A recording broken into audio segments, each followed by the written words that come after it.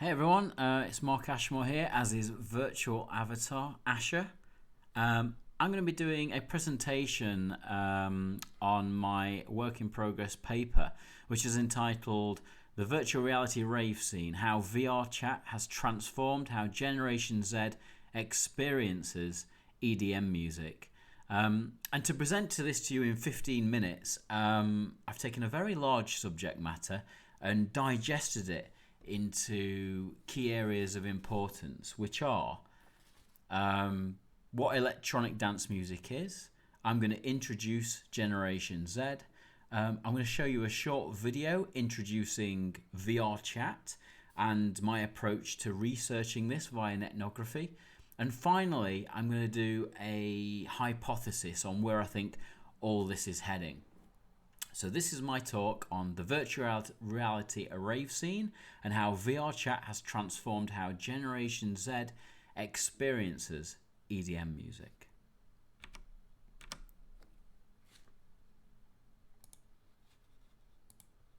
So firstly, what is EDM music? Electronic dance music. For a short history timeline of EDM music, you can check out in my conference abstract, which is in the comments or the description on this video below. But I'm going to jump straight into an example of EDM music so you can see what it is.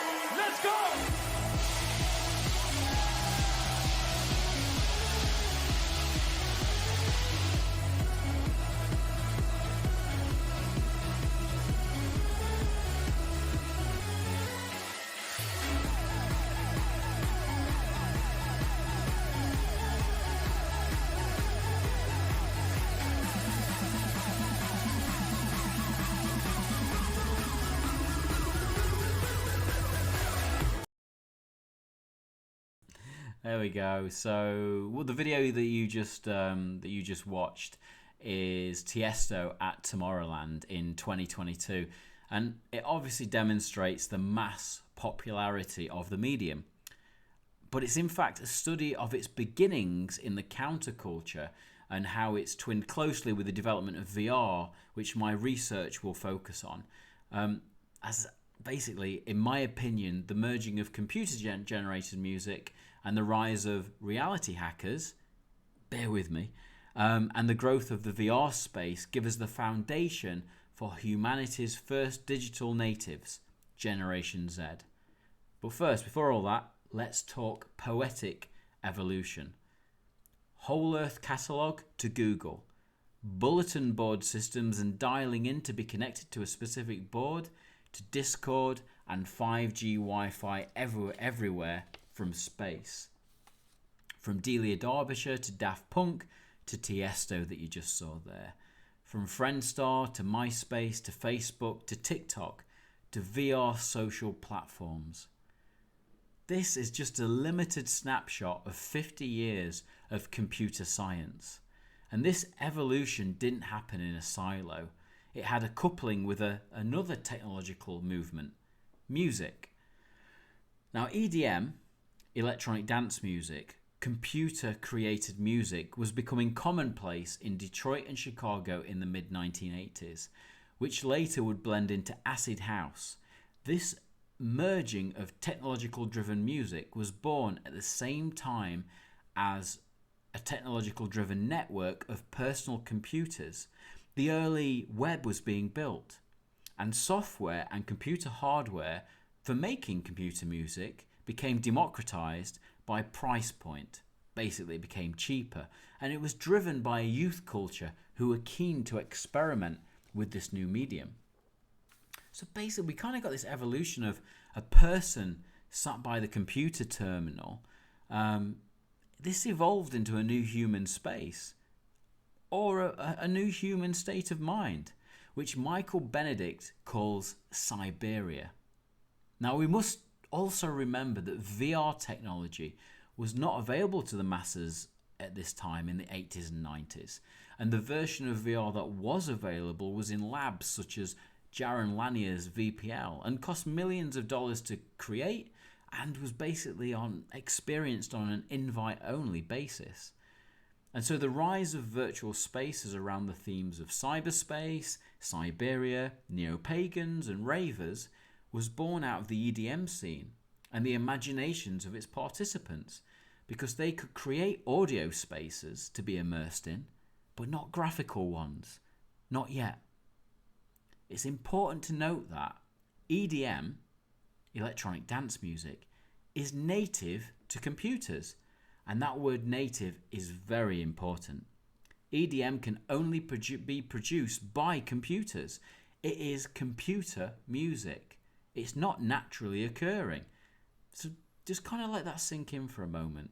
The sounds you hear are from computer software and hardware, manipulated or programmed by digital producers who are both human and now machines via AI.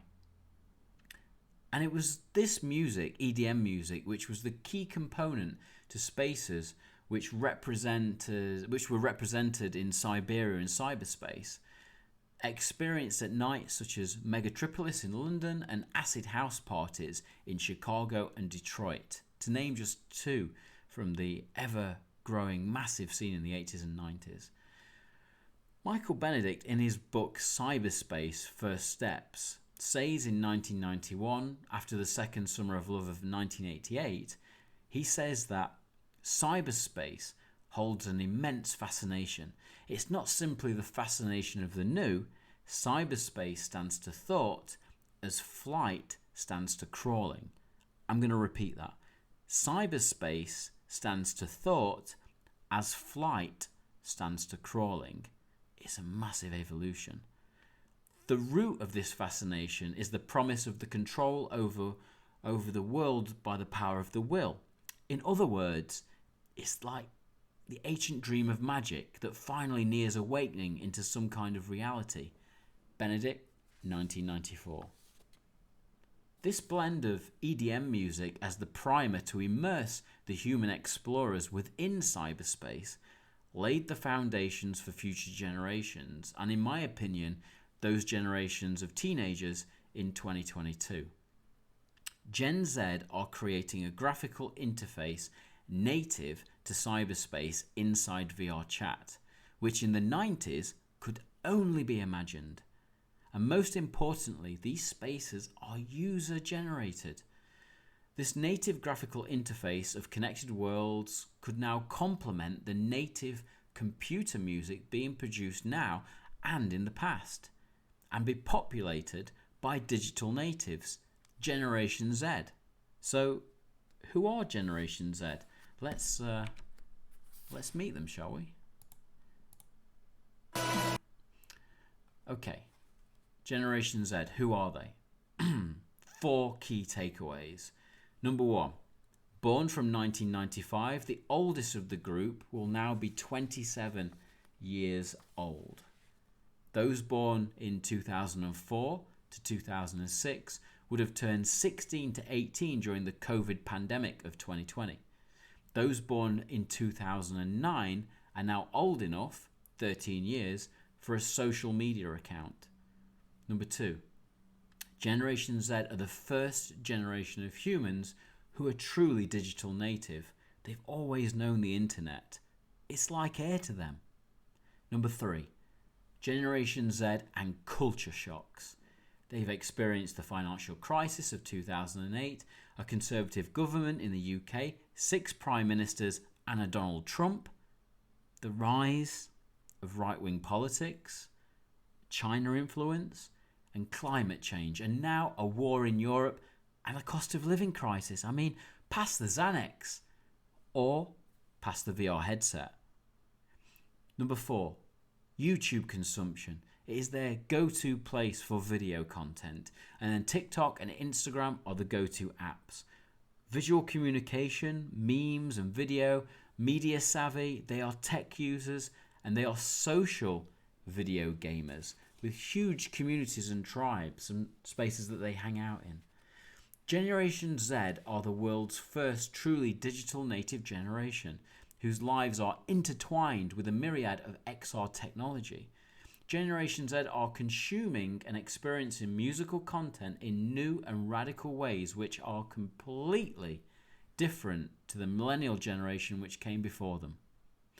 And it's Generation Z who make up the majority of the VRchat rave scene audience.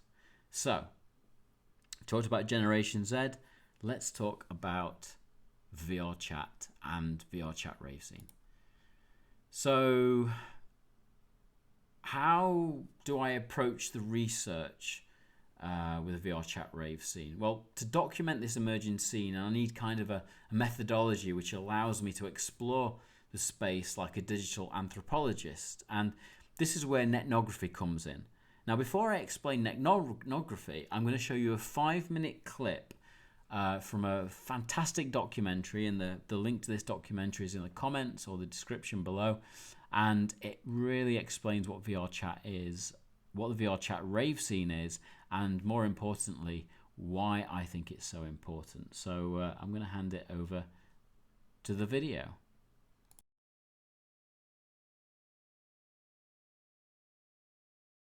But then again, that's intentional. Pretty much everything in here is by design meant to make it feel like a real place. Like, there's a lot of small details in here, but all of them are meticulously worried and argued over. I think the most argued over thing was like removing the screens. We used to have video screens in here, but we decided to move them in favor of realism. The idea behind this world is like, it's not meant to be like some amazing like rich club with a bunch of cool stuff. It's just meant to be some scuffed basement run by some random old dude. So we decided that having like these big video screens didn't really make sense. And it took me some convincing there, but it was worth it. It looks a lot better, I think. Truth be told, before I found Loner, I'd been mostly burnt out by the VRchat rave scene. I didn't want to go virtual clubbing. I wanted to have my mind blown by the sort of music you hear for the first time in someone's dank, shitty basement. I don't want it to seem like I'm saying other venues in VRchat are bad. They aren't. But Loner gave me something that was missing. Loner feels like it's engineered top to bottom for music lovers. It feels like the epicenter of a real, thriving music scene in virtual reality. I wanted to like change people's impressions of what it is to like go to these like smaller venues and like underground venues and like show, hey, it's not just like scuffed crackheads and like drug addicts and like random like bros and like chicks and shit. Like, it's actual people that care about music and like people that are in the scene and people that are like artists or creatives or whatever. And like the idea was to sort of change people's perspective on these sort of dingy looking places. Because I remember like the first proper club I ever went to was in Japan, which was Mogra. And back in like 2012, 2013, that venue was scuffed as hell. It was just like a tiny little like stairway that came off an alleyway in Japan. It was fucking scary, like being in a foreign country, going into this weird little basement, like doors rattling from the noise and shit. But it was like the best time of my life. It was like the night that changed my life. So I guess I'm kind of emulating that a little bit here. I wanted to break people's perspectives. Like, you don't just have to go to these big, huge shows with like crazy light shows and visuals or big festivals. Like, there's really cool experiences you can have in like little venues and just meet cool people, make friendships, stuff like that. Every other Friday night, you can guarantee there will be a crowd here, stuffed towards the DJ booth. Eliminate, Tynan, Protostar, all of them have played here. Porter Robinson even attended an event and spoke about his experiences in Edge magazine. Yet while the big names are likely to grab the most attention from the outside, more local VRchat DJs and producers draw crowds too. And when I say local, I don't just mean local to the metaverse. Loner started as a Melbourne-based collective, and many of their crew can be found performing in VR. Loner's collective experience as real-life promoters allows them to tag some bigger names to perform here. It also ensures that the world they've created will always feel like a virtual version of an event they'd put on IRL. Everything here, the world, who plays, and even the rules, or lack of them, have all had a ton of thought put into them. It's all designed to create a very specific experience. Yet despite the big names, despite the underground feel, despite the grunginess of it all, it's welcoming. It's open. I think the idea, especially, is that these kind of clubs in real life are like the OG safe spaces, right? It's like where like they don't need to be advertised as safe spaces. They don't have to be like, oh look, come to the community safe space thing. Like they just are, and then like you actually get more interesting people going to them because they go to them because they're an interesting place to go to where they can be who they want to be, instead of just like, oh, I can go here and no one's gonna bully me sort of thing. Like, I don't know, it's I just like that it I don't know, it just reminds me a lot of like my early clubbing days where I used to go to this place called Hell in Melbourne, which was like a sister club event to an event called Heaven in LA. Which is kind of funny with how connected everything with LA is now in VRchat. But back then it was like, dude, it was like the shittiest little dive bar. There was like goth kids, skater kids, all the gay dudes, all the internet dudes, all like the fashion kids, and everyone just got along together. Like you didn't need to like advertise it as this like, oh, come and be who you want to be. Like it just was like the night, and like the people that went and like the people that ran it kind of just like attracted interesting and like well-behaved people in general. There was definitely some dickheads and like some weirdos, and like I don't want to try and protect people completely from those kind of people, because I think it's like important to have a run-in with a crackhead every now and then. It helps you mature as a person, I would say.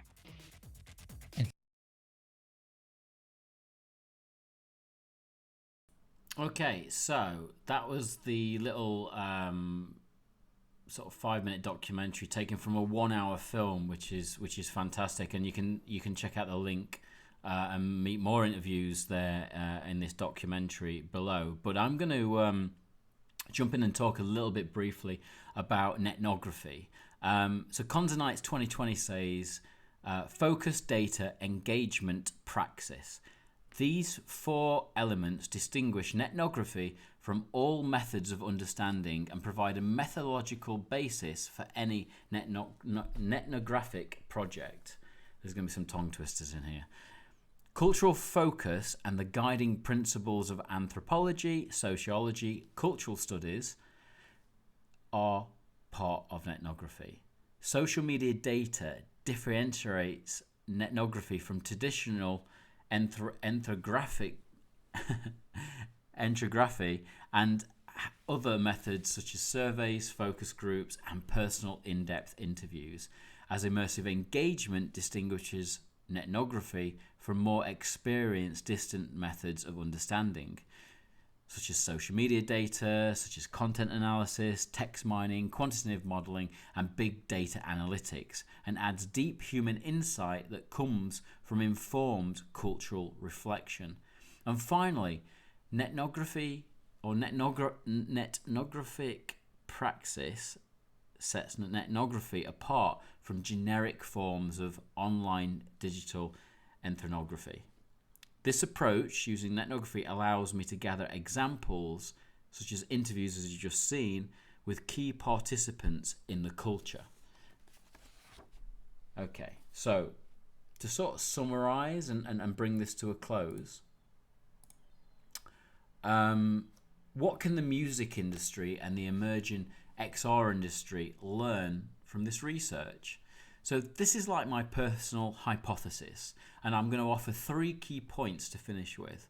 Number 1, a digital native Generation Z generation can create and listen to EDM music, which is the native soundtrack to their social media, video games, and influencer culture. EDM music is mature enough to have decades of history and therefore holds an influence, and if traced back, its emergence comes at a key time of computer and music history. The 2, in my opinion, highlight my second point. Point number 2, that computer science and the arts need to be studied in academia by removing the silo between them. And what I mean by this is that my background is as a theatre and film practitioner, and I understand the space between sort of human interaction and digital as a key component.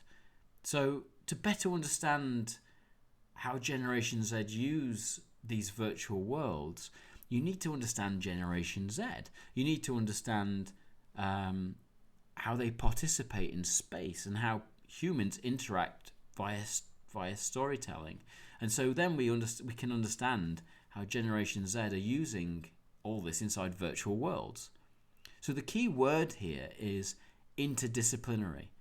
Music, art, culture, and computer science all being studied at the same time. Cross-pollination between ideas, not working in silos. Which brings me to point number 3. VRchat raves and virtual gigs on platforms such as Fortnite and Roblox have been commonplace now for over 3 years, and netnography as a methodology is, in my opinion, is native to Web3 as a research tool. And so more research is needed into this space so that we can basically understand humanity's connection with digital. This will hopefully lead us to create new UK-based virtual industries, new jobs, new opportunities, new research within academia. The VRchat rave scene is basically a window onto something new, but born out of something old, and perhaps something ancient.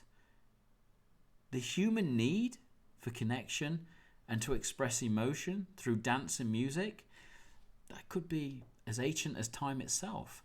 So what connection are we seeing here with the VRchat rave scene? Anyway, I'm going to draw that to a close. A few little bits of detail for you. I've actually been published. I co-authored a paper with my friend Antonio, which is called From Video Streaming to Virtual Reality Worlds, an academic, reflective and creative study on live theatre and performance in the metaverse, published by Taylor and Francis. If you jump on that QR code, it'll take you straight to it. You can also email me there. That's my personal email. You can follow us, Future Artists, on Twitter. See what we get up to there. And if you want to know more about Future Artists, the company that I founded, which does theatre, film and VR labs, check out futureartist.net. So thank you very much for your time. If you're watching this on YouTube, please like and subscribe. If you're on any of the other social platforms, perhaps follow the page. And if you've got any comments, love you to jump in and fire some in there and I can answer any questions. But thank you very much for listening and I'll see you soon. Thank you very much.